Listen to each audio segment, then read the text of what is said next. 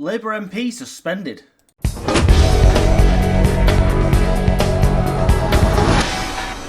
When the people of Somerset kicked out Jacob Rees-Mogg, a guy who was, a good MP, didn't take a salary, etc., did they know they were replacing him with this guy? You were a teacher at one point. You also a child protection officer, which is something that you're particularly interested in.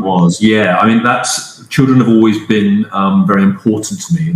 And he also serves as the mayor for something like the South West, something along those lines. And here is the Dalek of Downing Street endorsing Mr Norris. I'm here in Keynsham with Dan Norris, Labour's candidate to be the West of England mayor. The choice in these elections couldn't be clearer. The Conservative Metro mayor who's been invisible and failed to secure investment in the area, or Labour's Dan Norris. Dan will be a strong voice for the West of England. Well, now, Mr Norris has been arrested on suspicion of rape and sexual offences against children. Just to be clear, Starmer couldn't have known what this guy was really like. Alright, he's endorsed him because he's one of his candidates. He's not involved in the vetting, so I'm not saying for a second that Starmer knew anything like that.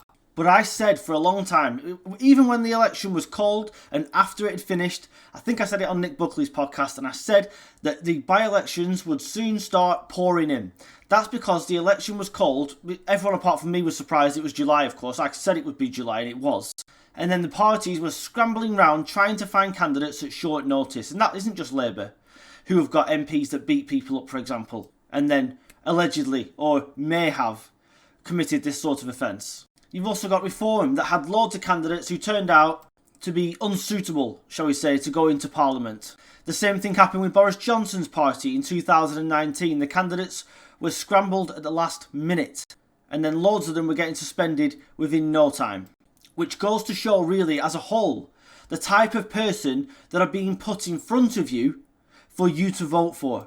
Is it any wonder that this country is in the state that it's in? Is it any wonder that our parliamentarians are such ignorant shits who don't care about this country, who'd rather lobby for an airport in Pakistan than talk about grooming gangs in this country?